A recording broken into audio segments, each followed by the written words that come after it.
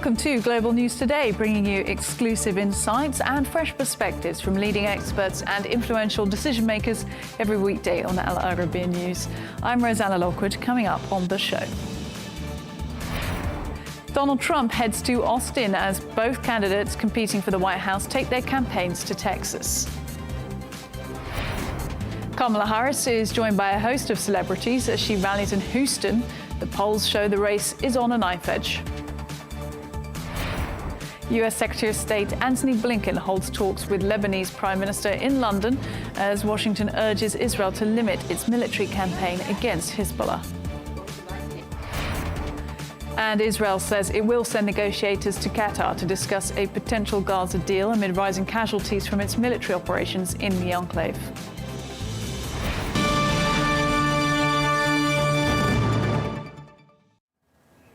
I'm joined now by Mick Mulvaney, who served as White House Chief of Staff during the Trump administration. Thanks for making time for us. And look, the candidates going to Texas, shouldn't this be a slam dunk for Trump? Will it be? The state will be, yes, for the presidential election. He's going to do a podcast, a very popular podcast with a celebrity named Joe Rogan. She's going for an entirely different reason, which I actually understand and sort of agree with. The one issue that the Democrats continually lead the Republicans on in the polling is abortion. Texas has some of the most restrictive abortion laws in the country, and she is apparently going to Texas in order to try and bring some attention to the larger issue. So even though she doesn't have a chance in Texas, abortion will be a big issue in states like Wisconsin, Michigan, and Pennsylvania. There's also the subtext, Rosanna, that there's a fairly competitive Senate race. Republican Senator Ted Cruz is leading by only a couple of points in the recent polls over his Democrat challenger. So maybe the Democrat Party writ large would like to see Kamala Harris in Texas a little bit in order for her to help the Democrat candidate there. I mean, given the point you made there about the abortion laws and also, Roe v. Wade living a lot in a lot of women in America's memory, collective memory at the moment, is there a chance that Harris could get through to some female voters in Texas? Oh, sure. It's not going to move the needle. I think she's down by 8 or 10 points in Texas. But again, it could help the Senate race, which would help the Democrat Party.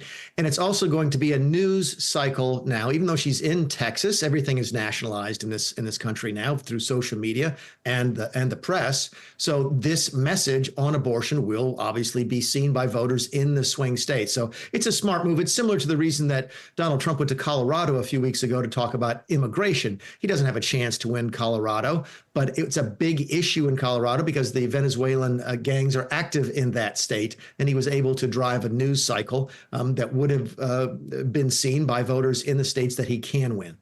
Interesting. Look, you mentioned that Trump, of course, going on the Joe Rogan Experience podcast. It will speak a lot to a lot of people, given it's the biggest podcast, but a lot to young men as well. Let's talk about it. I mean, how significant is that for him, do you think? Rosanna, it's an interesting question. This is really the first election in my adult lifetime where I can remember that your gender is probably the greatest indicator of how you're going to vote. Trump is overperforming dramatically with men across the board. And Kamala Harris is doing much better with women than one might expect. Usually your economic condition, your race, your geography would tell us more about how you intend to vote. But this is really almost turning into a male versus female election. I know that's a dramatic oversimplification, but it not surprised me that Trump is on Joe Rogan speaking to men and Kamala Harris is in Texas speaking to women. Yeah, and she went on Call Me Daddy, which is the biggest podcast, I think, second biggest in the US, and obviously the biggest with women generally. Interesting point there before we go on then. What would happen, do you think, if Harris won and we saw the first female US president in the White House, of which many people say it's about time for that? Would you see, what socially do you think that would do to young men who really wanted Trump in? I don't think it would be that big a deal. Look, we've had this conversation recently when the Democrats passed over the Jewish governor of Pennsylvania, and there was some discussion about whether or not the country was ready for a Jewish vice president. And a lot of us just scratched our head and said, yeah, sure we are. What's the issue? Look, we've had a female vice president now. We have very prominent female governors. We have very prominent female senators. Nancy Pelosi has been leading the House effectively, either effectively or actually for for almost 20 years, or at least the Democrats in the House. So no, I don't think the gender is an issue at the top of the ticket. May it impact a small handful of voters in pockets here and there? Yes. But I don't know if that's any different here than it is anyplace else in the world. Yeah, look, should Kamala Harris be doing the Joe Rogan experience as well? It's sort of said that her diary just didn't match up. She's not available to do it. Look, it's interesting when you get down to the final weeks of the election, you have to decide, are you trying to reach out to possibly still undecided voters, of whom there are very few, or should you be spending your time trying to make sure your voters get out and vote, sort of motivating what we call the base? I'm not sure that Kamala Harris gets many votes by going on the Joe Rogan experience any more than I think that, Donald Trump goes on Call Her Daddy, the podcast. So Democrats, I think, have made a decision that they want to try and turn out their base. That's why they're talking about abortion.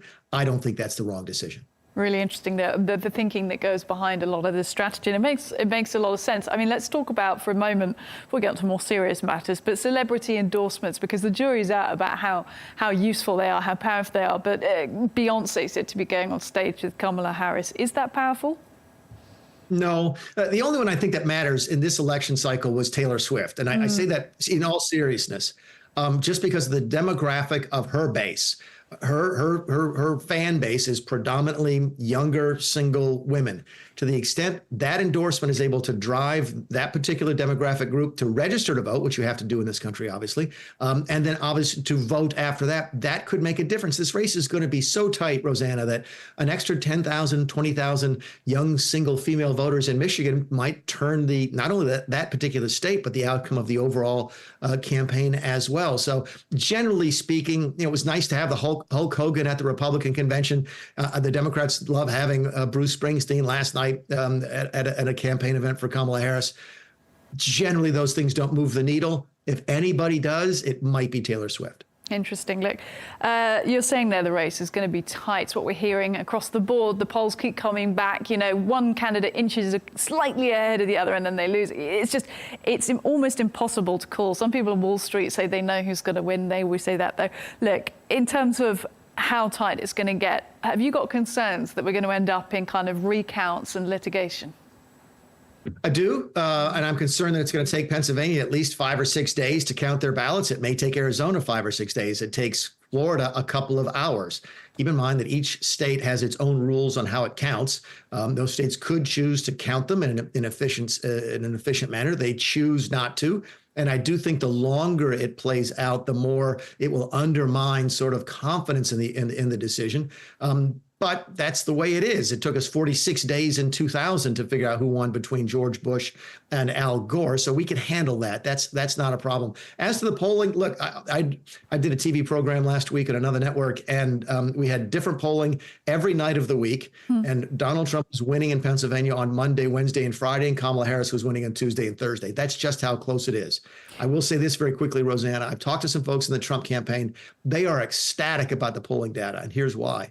In 2016, they were down by between 7 and 10 points in some of these polls. Similar numbers against them in 2020. They won in 2016. They lost narrowly in 2020. For them to be tied in polling, to them is a giant green flag that things are going very, very well. So you hear some folks talk about, a clear-cut decision on election night for just that reason. I'm sort of with you. I think it could take a couple of days and could drag out longer than folks are comfortable with. I mean, if it got to that point of 2000, longer than 40 days, multiple recounts, obviously you guys are well set up for that in the US, you're willing to wait. But, elsewhere we've been talking to experts about the situation still happening here in the Middle East and, efforts to negotiate a ceasefire in Gaza, for example. And some voices saying to us, well, nothing will really happen in earnest because everyone's waiting for the outcome of the US election. So there's an argument that the rest of the world really can't wait that long. Is that something that, is going to be of a concern to anyone stateside? It's an argument. It's a valid point. It's probably true and accurate. It's not going to make it. It's not going to make a difference. No one in Pennsylvania is going, oh my goodness, if we don't have an answer in 5 days, then it might affect the war in Ukraine. It might affect the situation in Gaza or Lebanon. That's not how the local officials in Pennsylvania are going to look at it. So your point is well made and accurate. It's not going to move the needle very much. So I hate to say it like that, but this is a very parochial process that we go through. We vote, 300 million people will vote, maybe 250 million people will vote, and we'll do it in 50 different ways in 50 different states. And the impact on foreign policy probably doesn't hit the radar of those local groups. Yeah, I mean, fair point, well made. You're president, not ours, but of course the knock-on effect worldwide is always enormous as to who you guys choose. Let's talk Trump a moment, because of course you did serve as chief of staff during a previous administration. If he doesn't win, will he accept defeat? I think it depends. I think it depends on how close it is, why it's so close, how long it takes. Look, if he loses by 10 points, I think that's a different story. I don't know how you don't accept that easily, as opposed to something that's very, very close. I think it depends on which states he loses in. Pennsylvania, for example, it's a Democrat-controlled state. Georgia is a Republican-controlled state. North Carolina is split between the two parties. So there's a bunch of different possible answers to your question, but it's just as easily asked of the other side. There have been some very high-profile interviews in this country of prominent Democrats in the House and the Senate asking them if they will accept the outcome of an election. And their answer is across the board pretty much the same, which is that depends on if it's fair. I happen to think that's the right answer. You can't say in advance, well, I'm going to be okay with the election if I thought it was really, really fraudulent. No party would say that. No one would say that in good conscience. So, look, I hope it's clean cut. I hope there's a clear cut winner and a loser. I hope it's as expeditiously as possible. And I hope that if there are any charges of fraud by either side, that those are adjudicated quite quickly so that the country and the world, to your point, can settle on who is actually the winner so that we can move on to the next administration. Is there an issue with fraud in the US electoral system? Oh, sure, there always is. It's not the type that gets a lot of the attention. It's not people voting 2 or 3 times, people voting under fake names. It's not immigrants voting or felons voting. That there is the opportunity for fraud. We have examples of fraud in the past here, of circumstances where mail-in ballots really can be manipulated. We call it ballot harvesting. So it's against the law in some states. It's sort of against the law in other states. It's not against the law in others. So yeah, when you vote as many millions of people as we do, and keep in mind, 95% of the people who conduct these elections will be volunteers. I'm not making that up. Most of this election is run by part-time volunteers that are coming out for a couple of days of training, and then they actually sit through the election day. There's always the opportunity for fraud. So yes, I think to say there's no opportunity that's just a little naive. Now, listen, some of Trump's detractors still pointing out, of course, that one of the big motivations for him still running for office is all of the, convictions and charges he's facing, his legal issues, and that, if he doesn't win the White House, he could indeed end up behind bars. We haven't heard Trump, or at least I don't believe I have for quite a while, talking about Operation, quote, lawfare, as he called it, which was a big part of his early campaign and when all the charges were coming out earlier this year, and he was in court a couple of times. Is it that strategy wasn't working? No, I actually think it did work. It revived his campaign. It propelled him, I think, to the Republican nomination. His campaign was lacking very, very badly at it when it first came out. People forget when he announced he was running for re-election in November of, I think it was 2022, right after our midterm elections. Fox News, which is the right-leaning sort of pro-Trump network, broke away from the speech to cover other things. So he was not getting a lot of energy. He was able to use that argument about lawfare to sort of propel him, make him out to be the victim. His message in the campaign very early on, you even heard this, Rosanna, up through the Republican National Convention just a couple months ago, was, look what they're doing to me. I'm white and I'm rich and I'm famous. If they're doing it to me, imagine what they can do to you. Elect me and I'll make sure that doesn't happen. That was a very compelling argument. Yes, you have seen him move away from it as we get closer to the general election. I think that's because the polling data has indicated that the economy is probably the biggest issue.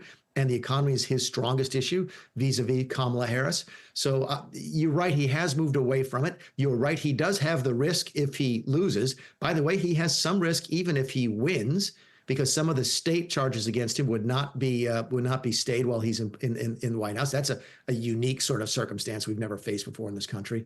But I don't think it's to say that it didn't work for him, because I think it probably did.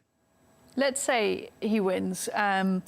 What type of presidency are we going to see? And I'm going to give you some quotes here from the Watergate journalist Bob Woodward. Of course, he's released this book about, Trump as a leader in foreign policy, etc. But he says, Trump doesn't, quote, understand the presidency or its responsibilities. Trump is unable to separate national interest from self-interest. And Trump has captured the Republican Party, so people are marching to him. He's marching the country and the Republicans off a cliff. Let's take those. I mean, what do you think of him saying that Trump doesn't understand the presidency? Yeah, with all of those, I know Bob Woodward. I've met him several times. I arranged meetings between him and President Trump when I was the chief of staff.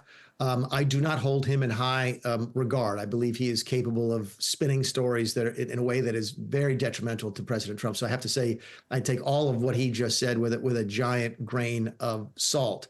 I think the question that you raised and that he sort of hints at in those quotes that you pulled is interesting. What kind of presidency would it be? In many ways, I think it might be more of the same from the first Trump presidency. What I tell people is what you liked about Donald Trump in his first term, you're going to like even more. What you didn't like, you're going to dislike even more. That's because he knows a little bit more and his team knows more about how to run a White House. Keep in mind, I don't think anybody really expected him to win in 2016, so he didn't do the preparatory work. They are doing the preparatory work now, so I think they'll be able to hit the ground running. But I also think there's a counterbalance to that, which is that it's a second term. He's immediately going to be a lame duck. And I think he starts to work on his legacy, as so many second-term presidents do. I think he's running primarily, Rosanna, because he wants to win. I think he wants to erase the 2020 loss and to a certain extent try to erase January 6th from his resume, from his brand, so to speak. So I think it's very difficult to say what he'd do in the second term because it's not really clear whether or not he's going to be focusing on policy, focusing on getting stuff done, or sort of, taking a victory lap saying, look, I won and I'm not the loser that folks have made me out to be from 2020. Interesting, that point on January 6th. You feel like he now wants to distance himself from it, kind of readdress the scorecard a little bit. I mean, again, you don't hear him as much trying to write it off. You still do a little bit and saying, well, there were some good people on that day. A lot of it is overblown. Is it that he's still trying to walk this balance of not alienating the serious kind of excuse me, his QAnon core, if you like, from his other supporters? Apologies. No, Mick. I think that those folks are going to support him anyway. You have heard him talk recently, by the way, about it was a loving engagement. It was a loving whatever the word it was. I was scratching my head as to how he came up with that. I've seen the videos. I was actually in the building earlier that same day on January 6th. But I think what he's primarily interested in, Rosanna, is this. If he loses, then history will be written in such a fashion that focuses on January 6th, that he was the president, that he led an armed insurrection, that it failed, that he ran again for president, and he failed. That's what he really, really doesn't want. He thinks if he wins in 2024, and I think to a certain extent he can make this argument plausibly, that it will sort of atone for the sins, but erase for the mistakes of January 6th, that the American public looked at him and said, you know what, we're not really sure what happened on January 6th, but we'd still like you to be our president again. That's what I think this race is about. That's what I think this campaign is about. So I don't know if he's trying to move away from January 6th. I don't know if he's trying to finesse the issue. I don't get that impression at all. I still think he thinks that there was nothing wrong with January 6th, but he's really focusing on this election as a way to make sure that history treats him and his brand better than it otherwise would. Mick Mulvaney, former White House Chief of Staff during the Trump administration. Thanks so much. Thank you.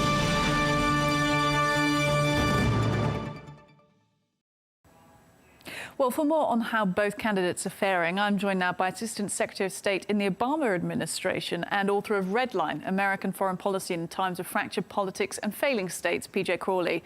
Sir, good of you to make time for us. Thank you. And Let's just start by getting your opinion on Texas, what they're both trying to achieve there. Surely a bit of a safe state for Trump. So what's it going to be like for Harris? Well, sure. No, I'm sitting in Virginia, which is half the country away from Texas. Texas has been a reliably what we call red state, a Republican state. Democrats have inched closer in terms of margins, but right now I would put Texas in the Trump column. There are, 6 or 7 states that are genuinely competitive. They will decide the election. Texas is not one of them. Interesting. Now, I'm going to be speaking elsewhere on the show to people about the tightness of the polls, but I want to get your opinion on it too, because really neck and neck at the moment. I think it's fair to say every time we get a new poll out, one is inched slightly ahead of the other. Are we heading into a sort of recount and litigation side of things? Well, the latest national poll that I saw today, of a high quality, literally places the race at 50-50. And I think that's where we are. We are evenly divided country. And so for both the Democratic Party and the Republican Party, it will be all about turnout and turnout in specific locations. That will decide the election. I think the only prediction that we can make at this point is that when we all go to bed on election night, we will not know who the winner is. Yeah, and that is making a lot of people anxious, actually worldwide. I'll say not just there in the US, but there's a lot riding on this election. Pretty pivotal. Let's talk about anxieties, though. And given you were in a Democrat administration, I'd like to kind of get your opinion on how Harris is performing, because when she came out as being a contender, when Biden sort of stepped aside after that debate, there was a lot of positivity, there was a lot of energy, there was a lot of real feeling that there was a lot of tide behind Kamala Harris, pushing her along, and she was well ahead in quite a lot of the polls. Is there some anxiety now that she's fallen back, that she's not being able to deliver as much? Well, I'm not sure that I would say that she has fallen back. She has energized, the Democratic Party that had anxiety about, Joe Biden, that, despite a very successful 4 years in office, was perceived as someone who might or might not be able to perform well in a second term.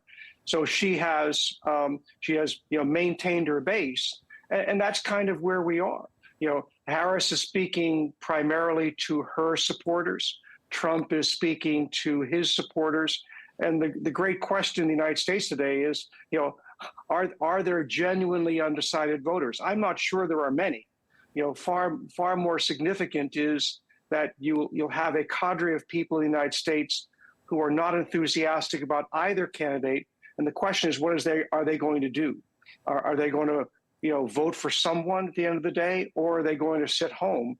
That calculation will tell you, in specific states, that's what makes this so unpredictable. Is at the end of the day, who comes out to vote, and then who do they vote for? I mean, has either candidate managed to take some people from the other camp? I know it's hard to know at this time, we just don't know. But for example, Trump has been working hard to try and win over Black and Latino voters, for instance. And there is some discussion that he's gaining ground in these crucial sort of blue wall states. Do you think he's succeeding in speaking to new audiences? That's really interesting. There's a lot of analysis here that we are in the midst of a shift in terms of what the alignment is. A lot has traditionally depended on the economy. If people feel good about the economy, they tend to vote for the party in power. If people are uncertain about the economy, they tend to vote that party out of power. Here we seem to be moving a little bit from elections based on perceptions of the domestic economy, to something else. Education is a factor, culture is a factor, so the challenge for anyone running for president today is to kind of figure out, are there voters who are gettable that you can in fact take from one side and bring to the other. We've had profound shifts in the recent past. People, for example, who voted for Barack Obama in 2008 and 2012, and who voted for Donald Trump in 2016 and 2020. And when you look at Obama and Trump, those are two candidates representing vastly different policies and vastly different relationships with the rest of the country. So I think, but where people have settled, I think, we are in fact a 50-50 question, and it remains to be seen, are there swing voters in the country? There may or may not be. Yeah, I mean, what do you make of the way that both candidates have gone after the younger vote this time around? Because I think it's been interesting to watch how much they've embraced TikTok, podcasts, other types of what we might call new media that speaks a lot more to younger generations. Do you think there's going to be a big young turnout in this election? Very good question. For example, step from the presidential elections to congressional elections in the off years. Young voters have been decisive, and young voters have tended to drift to the left. The main challenge with young voters is to what extent do they vote at all? And because they're not yet locked into one party or the other, on the one hand, yes, they can be persuaded, but the first order of business is, can they be persuaded to vote? And then can they be persuaded to vote for one side or the other? But young voters, that's a block that people are trying to reach through non-traditional political means. Let's go back to discussing Harris and some of her tactics. I want to talk to you about her use of language recently, but also I'll come back to that. But Michigan being an all-important state, swing state, but also with a huge Arab American vote, and Gaza and the situation in the Middle East probably weighing quite heavy on a lot of voters' minds. Is there a sense that some of them feel that the Biden administration has not delivered what they'd like to see in terms of reigning in Israel, and that will affect their vote? There's no question that there's anger within that constituency in Michigan. They have taken a position publicly that they are not endorsing one side or the other. And let's understand that, notwithstanding their frustration with the Biden administration, President Trump was and is very much pro-Israel as well. And I think this Michigan is a critical state. For Kamala Harris to be elected, she probably needs to win Michigan. If she can't win Michigan, she has to win another state, perhaps Georgia, for example. But I think this is a snapshot of where the election is.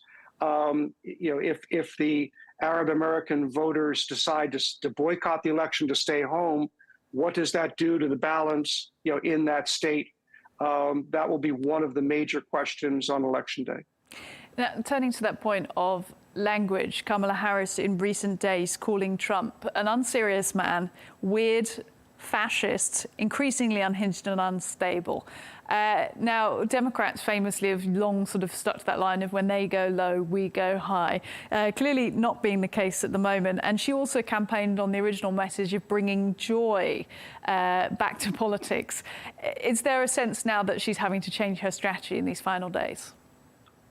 I think some of that language is directed at Republicans who are more traditional Republicans, who are turned off by Trump. But the question is, are they so turned off by Trump that they're going to vote for Harris or simply write in someone else? So I think part of that is you've had here in the United States in recent days some former significant military figures, some former figures who worked for Trump during his first term, who said he's really not fit for office. Yes, I think that's going after a particular, very narrow, segment of vote. But I think that's where we are. Given that it's a 50-50 election, you're going after handfuls of vote here, here, and here to try to figure out how you get to the magic number of 270 electoral votes. Indeed, that magic number. Look, while we've got you, I'd love to talk to you about the book that you read. I believe it was back in 2016 with the title American Foreign Policy in a Time of Fractured Politics and Failing States, because that could very well describe where we are today in 2024. Yes. Do you think things have declined further since you wrote the book? Certainly in terms of fractured politics. I think that is definitely true. How you fashion a foreign policy today that you can call bipartisan is very, very difficult. You know, here again in the election, you have one candidate who's going, well, I'm really not interested in Ukraine. You have another candidate who says, I will stand with Ukraine as long as it takes. You know, under traditional politics, that would be soundly bipartisan in nature, but it's not. You know, so I don't think that foreign policy is going to drive the result, but certainly the result of the election is going to have a profound effect on the future of American foreign policy and how the United States relates to the rest of the world. Really interesting. Thank you. Look, P.J. Crowley, the author of that book and also Assistant Secretary of State in the Obama administration previously. Thank you. You're welcome.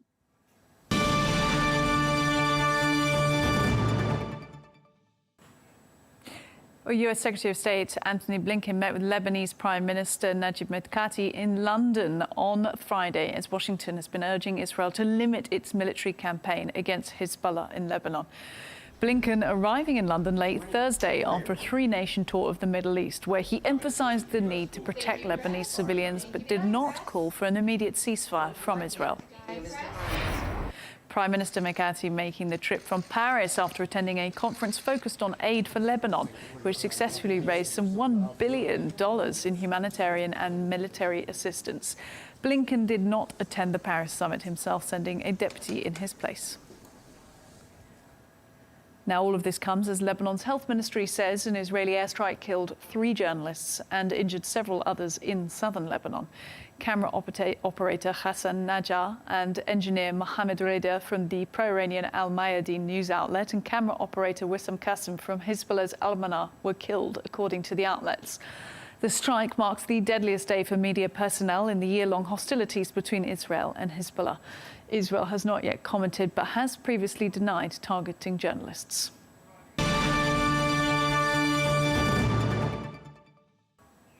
Well, for more, I'm joined by retired General of the Lebanese Army, Khalil Helou. Sir, thanks for making time. And welcome. I'll start quite simply by asking you what the chances are you think that there will be any progress made towards a ceasefire while your caretaker Prime Minister is in London meeting with the Secretary of State from the US, Antony Blinken.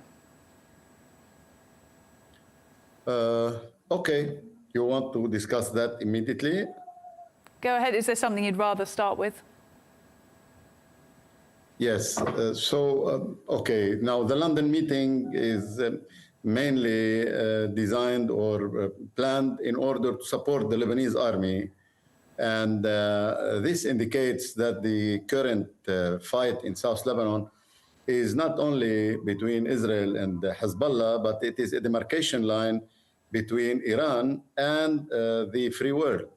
It's not anymore an issue that is related only to the current conflict between Hezbollah and Israel, because the 1701, the importance of the 1701, and the option and the only option to implement it is through the Lebanese army, and the importance that is given to the Lebanese army by countries who are meeting in London indicates that there is a great hope for that. It's not only for Lebanon, it's to appease the entire region. It is to raise or to push for stability or appeasement of this conflict in the entire region, because it's not an issue only regarding Lebanon. So the London meeting will, of course, there will be an assistance to the Lebanese army. There will be a support, financial support, material support, and so on. Now, I have to stress on a point that the Lebanese army is well equipped, and the mission of the Lebanese army is not to fight in South Lebanon. It is to implement a council, the resolution of the Security Council, and the Hezbollah repeatedly said that they are okay they agree on the implementation. But the gap is that they didn't give details or a roadmap for that. So this is where the things should be stressed on Hezbollah and on the Lebanese government in order to give a clear roadmap. How shall we implement the 1701 that they agree for? So the London meeting is a necessity by itself. The Lebanese army already is assisted by the United States and by European countries and by Arab countries already. Now, in the London meeting, it will be asserted on that, and a guarantee that the financial aid and the material aid, equipment aid for the Lebanese army will be guaranteed, because you need, of course, you need a logistic line that is permanent.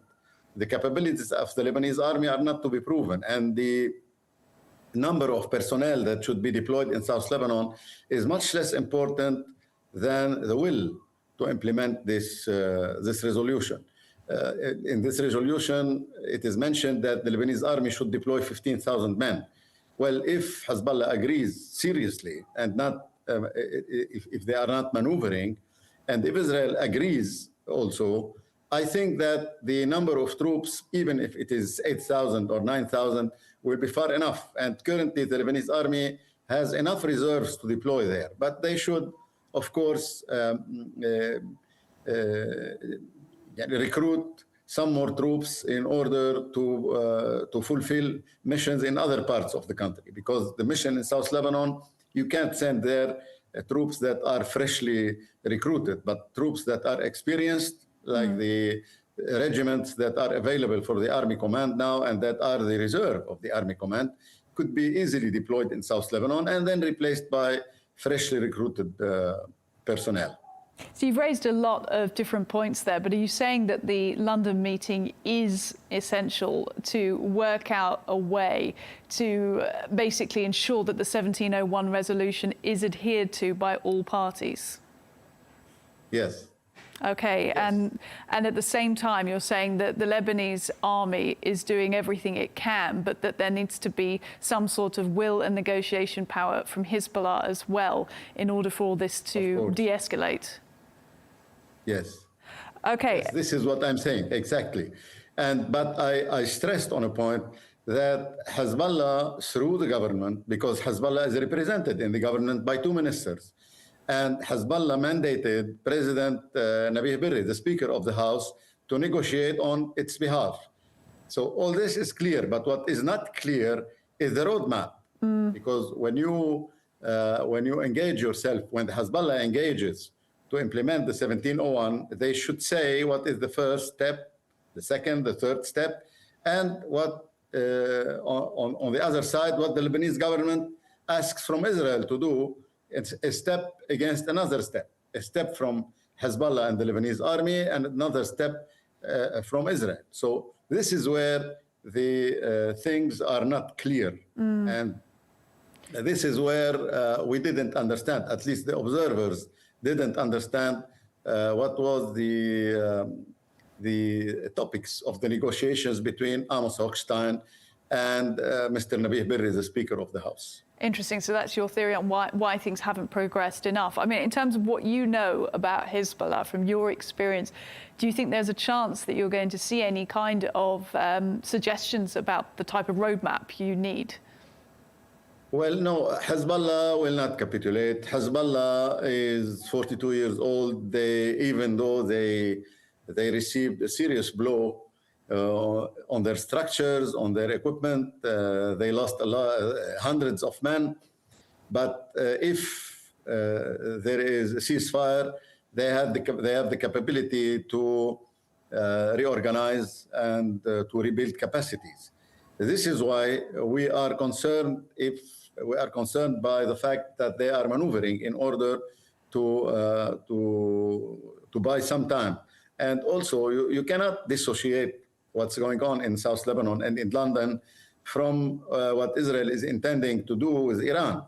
If Israel strikes Iran, well, I expect that Iran will ask Hezbollah to use the maximum power that they have in order to retaliate over Israel, because Iran fired 520 missiles on Israel, and there were no casualties. Whereas Hezbollah is firing much less powerful weapons on Israel and is inflicting casualties on Israel. So this indicates clearly that Iran is counting on Hezbollah for retaliation, at least partially, if Israel strikes Iran. Indeed, look, that missile. So we cannot dissociate. We cannot dissociate these issues one from the other. What's happening in South Lebanon with Israel's relations with Iran, and that missile barrage you're talking about that happened October 1st, with those ballistic missiles being rained down on Israel, as you said, with no serious casualties, but there is an expected retaliation and has been promised for some time. And elsewhere we're speaking to people who are saying that could happen in the next fortnight or so. Are you worried that if Israel gets the balance wrong, if you like, you know, if they strike too hard, we're going to end up in another escalation cycle? Mm-hmm. Well, we expect that Israel will strike Iran very soon, before the US elections. And I cannot foresee what are the alternatives, because there are a lot of talks about where Israel is going to strike, what Israel is going to strike. Iran is promising retaliations, especially today, the speech of Mr. Blinken, that things in the Middle East are going worse. He didn't talk about South Lebanon. When we hear that Iran is preparing a retaliation and is mobilizing, and so, well, I think that this will reflect on Lebanon for sure. And maybe the Israeli campaign now on Hezbollah, the intensification of this campaign now could be related to that, to degrade Hezbollah power to the maximum in order to decrease or to weaken the retaliation that Hezbollah could carry out if Iran is stricken by Israel. This is what I can say about that. Elsewhere, let's talk about other things that have happened in the last 24 hours, including the strike by Israel on a building that was known to house journalists and reporters in southeastern Lebanon. And 3 men who worked for broadcasters, some of which were Iranian-aligned, were killed. They were media kind of operators, camera operators as well. We spoke their names at the start of our discussion to you. How do you think Israel is going to explain that? Do you think it was deliberate? Well, I think that the Israelis are not concerned about explaining it. They already killed a lot of journalists in Lebanon and in Gaza, and what they did is a crime. It's unacceptable by all means, because they know very well that these houses or this complex of houses in Hasbaya is harboring journalists of diverse chains, and they targeted the place where the journalist of Al-Manar, that is relevant of Hezbollah, and of Al-Mayadeen, that is obedient to Iran. They targeted this house specifically, this apartment specifically. Now, even though I have opposite opinions regarding the opinions of these journalists, but killing journalists is to be condemned. So what Israel is going to do now, Israel is continuing the campaign on South Lebanon, the land campaign. They are already present in about 150 square kilometers in South Lebanon, but they are not holding the ground as a classical invasion or a classical occupation. They are carrying out what we call kinetic operations. So they are always moving. They don't have fixed positions. And this is understandable because Hezbollah is a guerrilla. The positions of Hezbollah are concealed. They are not visible. They are not apparent. So any position that the Israelis could occupy on the land and as a fixed position will be a very easy target for Hezbollah. So this is why the operations in South Lebanon are kinetic. Already there is a dozen of villages that are empty of their inhabitants. The Israeli army apparently has a liberty of movement inside these villages, and they are within a narrow buffer zone between the border and the inside Lebanon, the depth of this let's say buffer zone varies from several hundred meters to 4 kilometers. But as I told you, globally it is around 250 square kilometers of land. The border with Israel is 70 kilometers. It is almost invaded, as I told you, with a narrow buffer zone, but also the borders between Lebanon and occupied Golan in Syria, 60 kilometers. Also, we have Israeli incursions in part of it. And I think that they will continue their operations in order to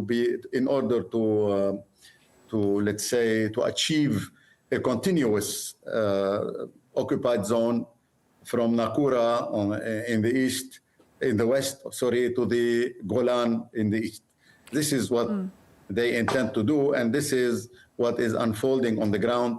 And maybe from this buffer zone, they could carry out kinetic operations deep inside Lebanon in order to press Hezbollah to withdraw from south of the Litani River. And meanwhile, they continue to target the major positions of Hezbollah deep in Lebanon, in the Bekaa Valley and in Beirut. Retired General of the Lebanese Army, Khalil, Helou, thank you.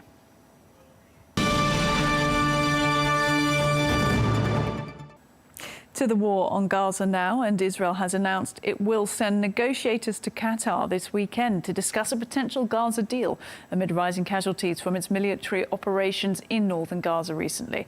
Officials say head of Israel's Mossad, David Barnea, will join US and Qatari officials in Doha. Qatar confirming that Israeli and US teams will travel to Doha, with Qatari mediators re-engaging with Hamas following the death of its leader Yahya Sinwar. The meeting comes after US Secretary of State Antony Blinken said new options for a ceasefire and hostage release are being explored after previous negotiations stalled.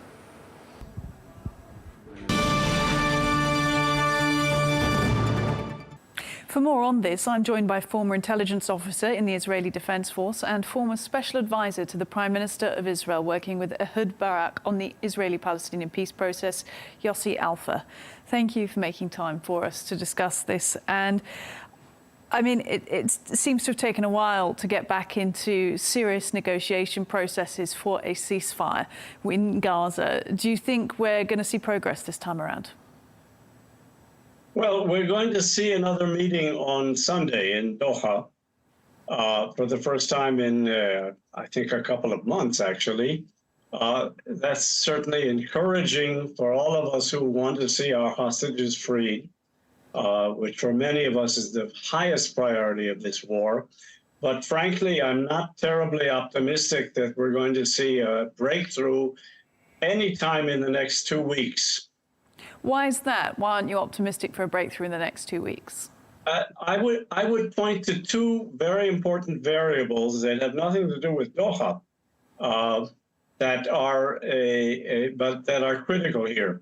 One is the American elections on November 5th, and the other is a prospect of some sort of Israeli revenge attack on Iran, which we are generally assured is coming sometime in the coming days. Now, in both respects, we're seeing a great deal of activity by American diplomacy. Blinken was just here. An American representative was in Lebanon. I don't know, he may still be there. The Americans are quite obviously very anxious, that is the Biden administration, very anxious to keep the lid on here for the next 2 weeks, to see peace and quiet, nothing that would overly disturb the elections. At the same time, they understand that there's going to be some Israeli attack on Iran. And the dynamic of these two developments, along with the war itself on 2 fronts or on 7 fronts, depending how you count, and the prospect of talking in Doha, to my mind, means it's not very likely we're going to see a breakthrough soon, because the American emphasis is just on maintaining a modicum of peace and quiet for the next 10 days. That's an interesting take I hadn't considered previously, but it does seem to make sense in terms of politically in the US. Why? I mean, obviously, if everyone could find a breakthrough in the next 2 weeks, they would, but you're saying it's just not going to come quickly enough for that transition of government in the US. And when we do see a transition, whether it be Democrat, Republican, are you saying that's going to tie things up as well?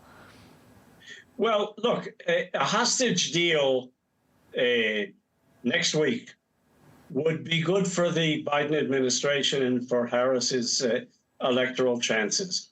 On the other hand, an Israeli attack in Iran could conceivably breed an escalatory spiral that would be seen as detrimental to the administration and to Harris's electoral chances, because the American public would see that the U.S. can't maintain it can't look after its interests, if you like, in the Middle East. So there are different directions here. And of course, we haven't yet factored in unexpected developments in the Gaza Strip or in Lebanon, which could also have an effect. There's new information on greater Russian aid and participation on the Iranian side in what could turn out to be another Israeli-Iranian battle. All of this can have an effect on the world, on the United States, and Israel then is particularly sensitive to American pressures in this regard, because it has become so reliant on American military aid in prosecuting this war. Yeah, that's what I'm interested to ask you more on, Israel being so in hock to the US, that if the US, it's in the US's interest to keep this in a sort of restrained holding pattern for the time being, failing a big breakthrough, and of course the release of the hostages, because the release of the hostages wouldn't just be good for the Biden administration, it'd be good for the hostages and the Israeli families waiting for them back home, of course, but also surely for Netanyahu's government as well. But is it so much tied up in the US that Netanyahu's having to kind of go along with what Blinken's suggesting? Well, that's an interesting comment you made on the Netanyahu government's interest in a hostage deal, because the Netanyahu government is the most right-wing government we've ever had. There are in it elements, messianic elements, who will oppose any price Israel is asked to pay in releasing Hamas prisoners in return for the release of hostages, and will try to veto any deal that is achieved in Doha, or for that matter in Cairo, wherever it is achieved. So a deal once agreed between the parties is not necessarily a done deal. On the other hand, the Biden administration is currently in a position where, at least until the elections, it's very hard put to say no to Netanyahu, whether it's on arms or on the price being paid for hostages or whatever. But after November 5th, whether it's a lame duck administration or the beginning of a Harris administration, I would wager that Biden will take a very different approach. He doesn't have a lot of patience for Mr. Netanyahu and his government for fairly understandable reasons. And we might see quite a reversal then. So again, back to this November 5th deadline, which is not just for American elections, but for developments in the Middle East as well. Let's talk about who is actually going to this mediation in Doha, because supposedly the head of Israel's Mossad spy agency, David Barnea, going. Given your previous experience in intelligence, can you give us, our viewers, an idea of what kind of role he would play? Well, Barnea, this is his file, and it has been since the beginning. there's someone parallel, General Alon, in the IDF, who also holds the file in the IDF.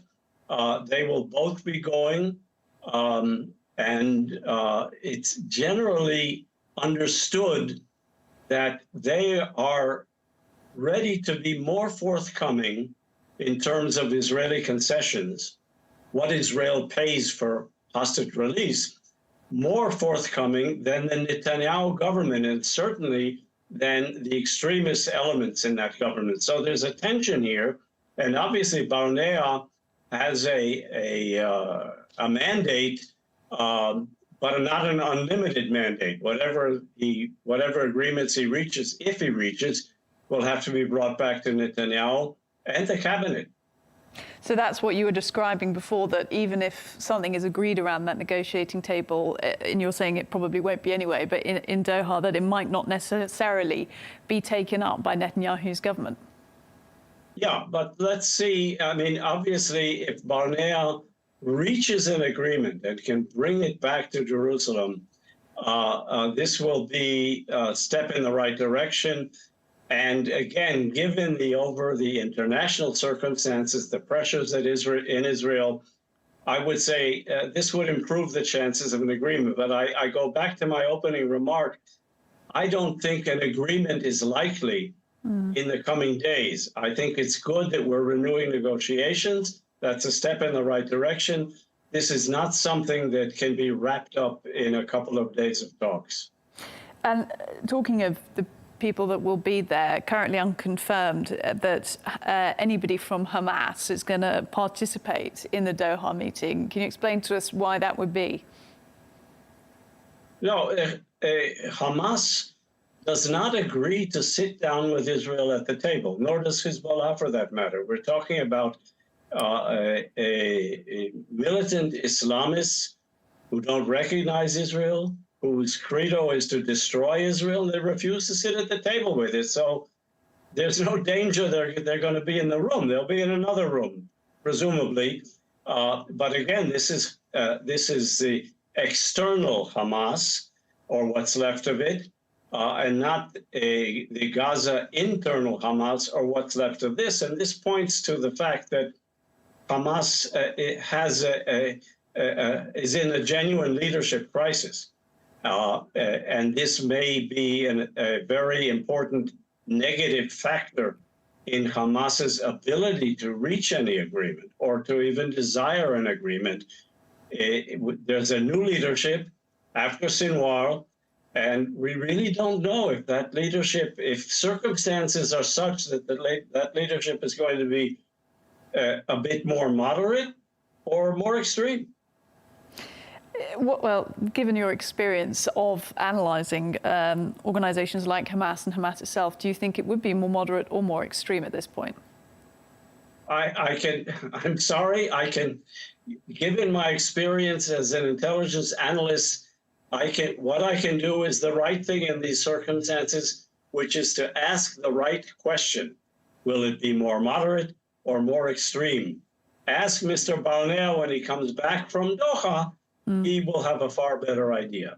Fine. No, we can try and approach Mr. Barnea and ask that question. I appreciate that you can't speculate on that. Look, let's talk about Secretary of State, well, current anyway, for the time being a bit longer, Antony Blinken. When he was in Doha, his words were, the US and Qatar are seeking a plan so that Israel can withdraw, so that Hamas cannot reconstitute, and so that Palestinian people can rebuild their lives and rebuild their futures. Do you think there's enough will currently in Israel and among the Israeli government for all of that to happen? No, no. This is this government is against, and we go back before the war, before October 7th, 23. This government is against dialoguing with the Palestinians on any kind of political settlement, not with Hamas, which, as I said, refuses to dialogue with Israel anyway, but with the PLO. And so with refusalists on both sides, Hamas and the Netanyahu government, talk of starting a political process looking toward the renewal of a dialogue about a two-state solution, I think is fanciful in the present circumstances. Interesting. Look, while we've got you, there's also, as you said, there's a multi-front conflict going on with Lebanon as well. Blinken in London today. He's meeting Lebanon's caretaker prime minister. They obviously want to discuss more the idea of a ceasefire between Israel and Hezbollah in Lebanon. There are signs from certain reports I've read from certain Israeli military officials that seem to indicate that could be on the cards and could be tied up sooner than people might have pessimistically thought. Do you reckon that's the case? Well, I think we have a better chance of reaching some new modus vivendi with Hezbollah than with Hamas.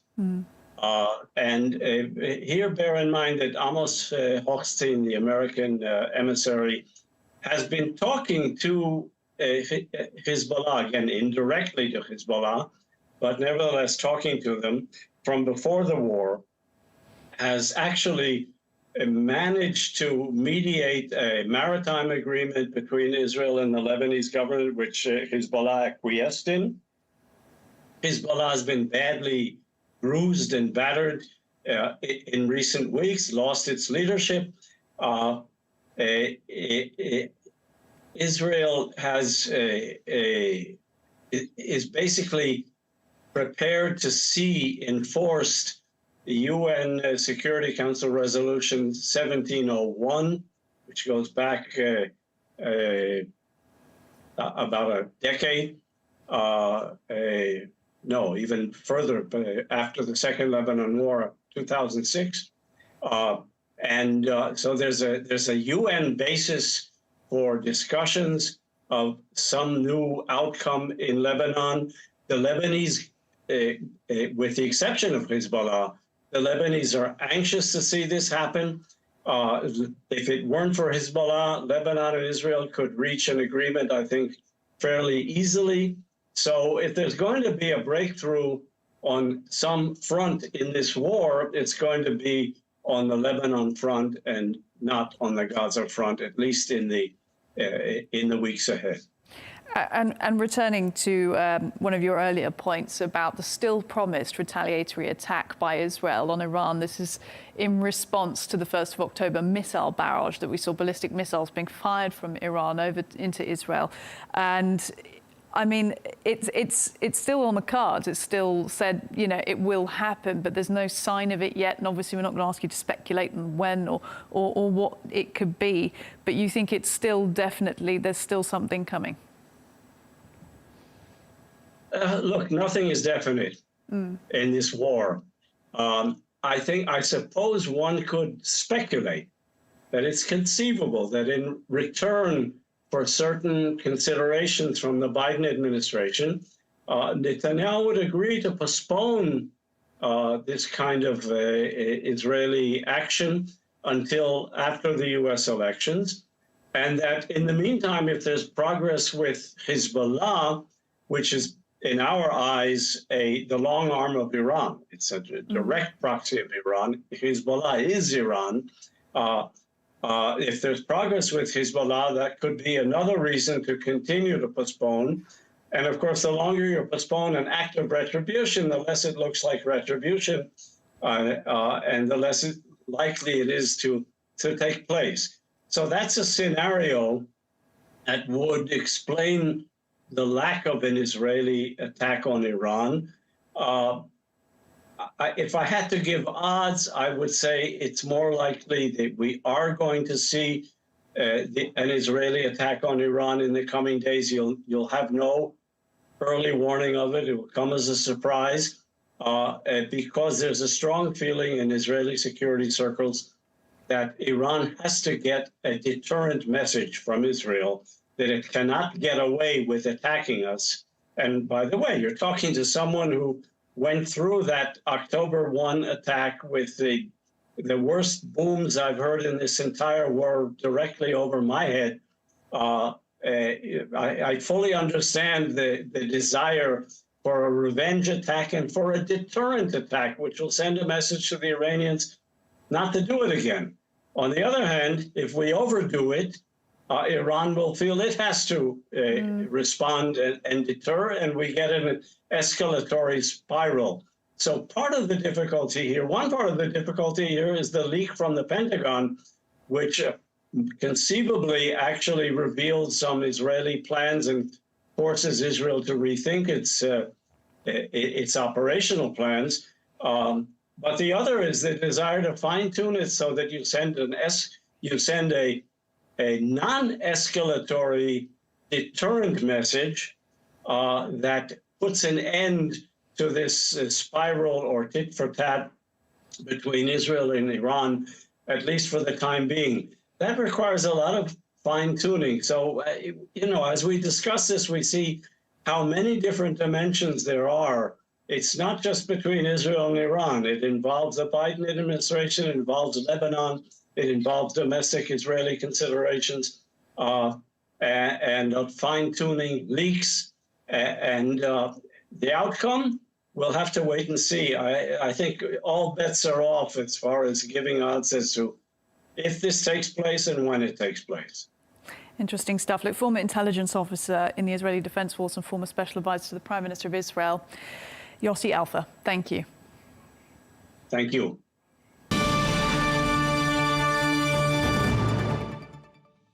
That is all we have time for on Global News today. Thank you for watching, and be sure to join us on Monday for more exclusive interviews. Until then, goodbye.